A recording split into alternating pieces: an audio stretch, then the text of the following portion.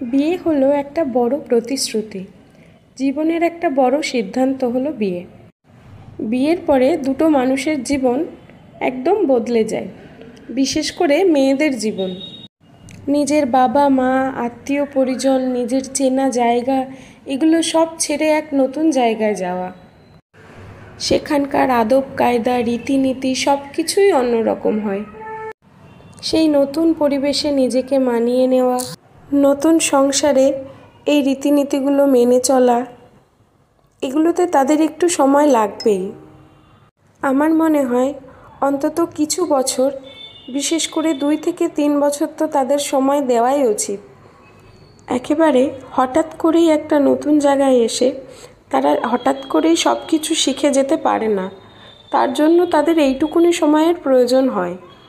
দেখবেন তখন আর তাদেরকে কিছু বলে দিতে হবে না।